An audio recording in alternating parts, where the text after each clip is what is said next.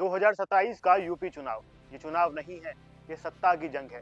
403 सीटों का मैदान है, लेकिन सरकार का फैसला अक्सर 40-50 सीटें करती हैं। अगर कोई पार्टी गलत इलाके में कमजोर पड़ जाए तो चाहे कितनी भी रैलियां कर ले, कितना भी प्रचार प्रसार कर ले, सत्ता हाथ से फिसल सकती है।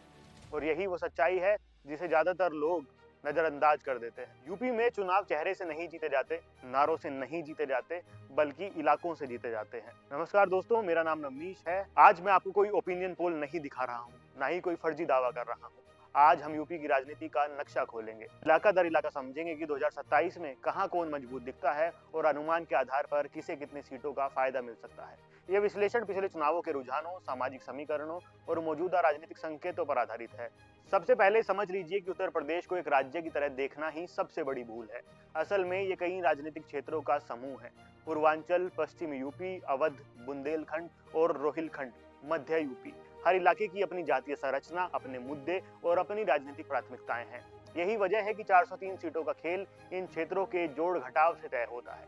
पूर्वांचल, जहां लगभग 160 सीटें आती हैं, यूपी की राजनीति की रीढ़ माना जाता है। इतिहास उठाकर देख लीजिए, जिसने पूर्वांचल में बढ़त बनाई है, उसने सत्ता की दौड़ में खुद को आगे पाया। यहाँ ओबीसी आबादी निर्णायक है, यादव मुस्लिम समीकरण पारंपरिक रूप से प्रभावशाली रहा है और ग्रामीण इलाकों में पहचान आधारित राजनीति मजबूत है।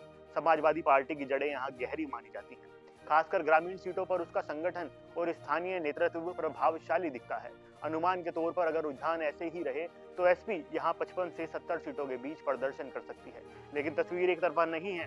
बीजेपी ने 2014 के बाद नॉन यादव ओबीसी और अपर कास्ट वोट को मजबूत किया है। शहरी और अर्ध शहरी सीटों पर बीजेपी की पकड़ मजबूत मानी जाती है और बीजेपी 60 से 75 सीटों के बीच रह सकती है। कुछ दलित प्रभाव वाली सीटों पर बीएसपी या निर्दल 5 से 10 सीटों तक सीमित रह सकते हैं। कुल मिलाकर पूर्वांचल 2027 की सबसे बड़ी जंग का मैदान बन सकता है। अब बात पश्चिम यूपी की, जहां लगभग 110 सीटें हैं और जिसे सबसे ज्यादा अनप्रेडिक्टेबल क्षेत्र कहा जाता है। यहाँ चुनाव सिर्फ भावनाओं पर नहीं, बल्कि सामाजिक और गठबंधन के गणित पर टिका होता है। जाट बाहुल क्षेत्र, किसान मुद्दे, गन्ना भुगतान और शहरी ग्रामीण विभाजन यहाँ के चुनावी समीकरण तय करते हैं। अगर यहाँ पर गठबंधन मजबूत रहता है तो ये गठबंधन 35 सीट के आसपास पहुंच सकता है। वहीं बीजेपी का मजबूत संगठन शहरी इलाकों में पकड़ और कानून व्यवस्था की राजनीति उसे 40 से 50 सीटों की स्थिति में रख सकती है। एक बात ये भी जोड़ देने वाली है कि पश्चिमी यूपी में भाजपा का गठबंधन आरएलडी से है, जिसमें ये उम्मीद लगाई जा रही है अगर जाट वोट एक तरफा हुआ तो बीजेपी को यहाँ खासी बढ़त मिल सकती है।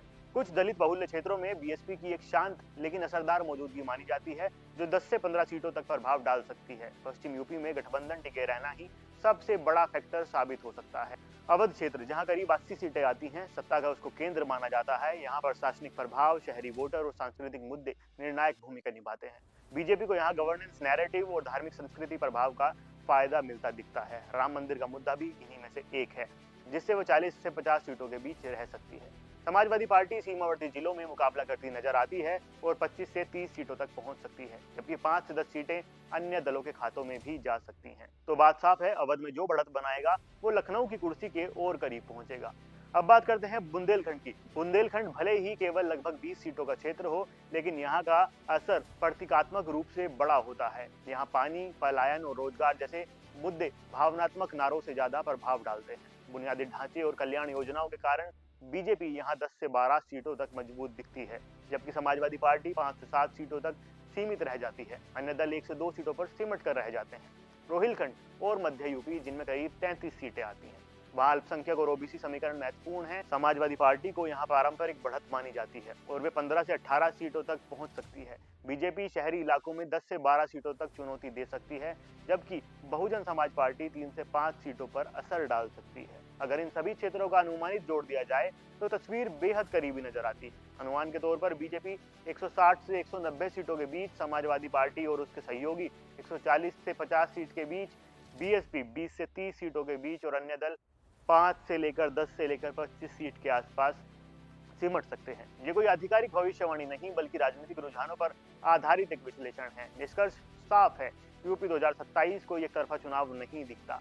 ये सीट दर सीट, इलाका दर इलाका लड़ी जाने वाली जंग है। जो पार्टी पूर्वांचल में नुकसान कम करेगी, पश्चिम यूपी में समीकरण को साधेगी और अवध में बढ़त बनाए रखेगी, वही सत्ता के सबसे करीब पहुंचेगी। लेकिन याद रखिए, यूपी की राजनीति में आखिरी फैसला न विश्लेषण करता है न सर्वे, आखिरी फैसला हमेशा जनता और मतदाता करते हैं। दोस्तों, एक बात तो साफ है कि उत्तर प्रदेश की राजनीति में भारतीय जनता पार्टी की सरकार के खिलाफ एंटी इनकम्बेंसी फैक्टर साफ नजर आता है और वहीं दूसरी ओर अखिलेश यादव अपने पीडीए फॉर्मूला का दम भर रहे हैं। ऐसे में देखना दिलचस्प होगा कि ऊंट किस करवट बैठता है। फिलहाल के लिए इस वीडियो में इतना ही। जानकारी पसंद आई हो तो वीडियो को लाइक करना और अपनी राय कमेंट सेक्शन में बताना बिल्कुल मत भूलिएगा। धन्यवाद।